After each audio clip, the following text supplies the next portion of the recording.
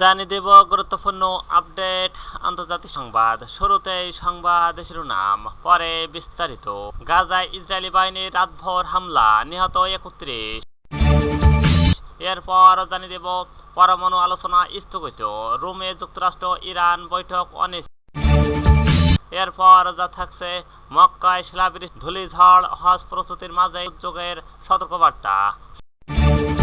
সর্বশেষ জানিয়ে দেব পহেলগামে হামলাকারীরা এখন কাশ্মীরের জঙ্গলে লুকিয়ে আছেন।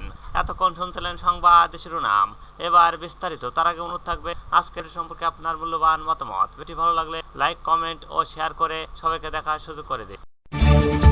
গাজায় ইসরায়েল বাহিনীর রাতভর হামলা, নিহত 31। ফিলিস্তিনের স্বাধীনতাকামী সশস্ত্র সংগঠন হামাস নেতৃত্ব গাজায় বৃহস্পতিবার 1 মে রাতভর ব্যাপক হামলা চালিয়েছে ইসরায়েল বাহিনী। এতে অন্তত 31 জন নিহত হয়েছে। এছাড়া শুক্রবার সকালেও গাজায় ইসরায়েলি বাহিনীর হামলায় অন্তত 5 জন নিহত হয়েছে। কাতার সংবাদ মাধ্যম আল জাজিরার লাইভ প্রতিবেদনে এই তথ্য জানানো হয়েছে। শুক্রবার সকালে গাজার কেন্দ্র বুরেইস ক্যাম্পে আবু জেইনা পরিবারের বোমাবর্ষণ করে ইসরায়েল বাহিনী। এতে অন্তত 5 জন নিহত হয়েছে। এছাড়া খান ইউনিসের বিভিন্ন জায়গায় হামলা চালিয়ে যাচ্ছে ইসরায়েল, তবে সেখানে এখন পর্যন্ত কোনো নিহতের খবর পাওয়া যায়নি। আল জাজিরা বলছে অধিকতর পশ্চিম তীরে জেনিন শরতে হামলা জোরদার করেছে ইসরায়েল।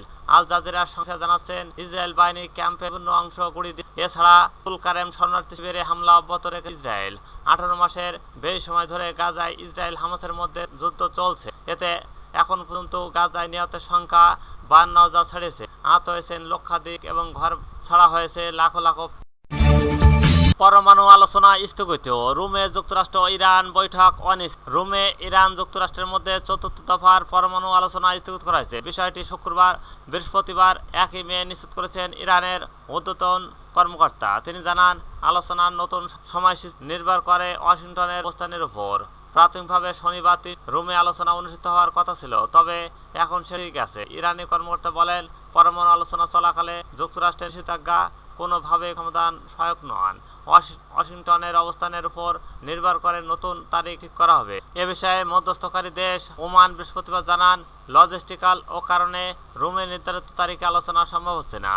এদিকে আলোচনার সঙ্গে সম্পৃক্ত একটি সূত্র বার্তা সংস্থা রয়টার্সকে জানান, যুক্তরাষ্ট্র কখনোই রোমে অনুষ্ঠিত 4th দফার আলোচনা তাদের অংশগ্রহণ নিশ্চিত করেনি। সূত্রটি আরও জানান, আলোচনা কখন কোথায় অনুষ্ঠিত হবে তা এখনও নির্ধারণ করা হয়নি, তবে সে বিষয়ে সিদ্ধান্ত আসবে বলে আশা করা হচ্ছে। মক্কায় শিলাবৃষ্টি, ধূলিঝড় ও হজ প্রস্তুতির মাঝেই দুর্যোগের সতর্কবার্তা। খামসিন নামক মৌসুমী নিম্নচাপের কারণে বুধবার ভয়াবহ ধূলিঝড় আঘাত এনেছে মধ্যপ্রাচ্যের 9টি আরব দেশ। এমন পরিস্থিতিতে হজের পবিত্র নগরী মক্কা ও তার আশেপাশে বজ্রপাত, শিলাবৃষ্টি, আকস্মিক বন্যার আশঙ্কা বাড়ছে উৎকণ্ঠা।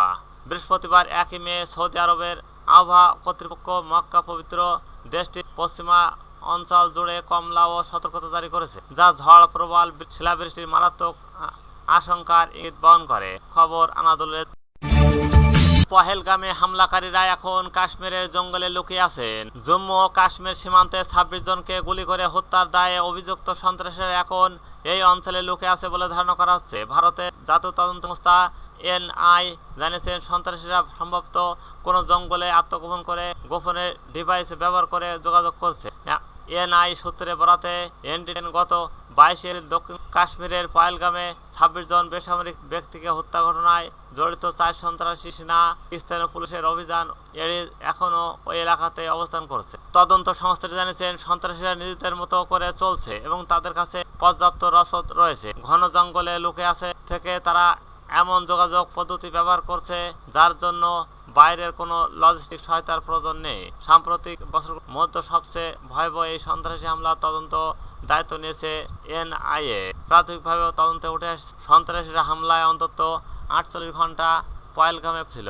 গোয়েন্দা সংস্থাগুলোর ধারণা, তাদের কাছে উন্নত যোগাযোগ সরঞ্জাম ছিল। কাশ্মীরের কর্মকর্তা অবসরপ্রাপ্ত প্রতিরক্ষা বিশেষজ্ঞ মেজর জশ মোর এই তথ্য করেছে।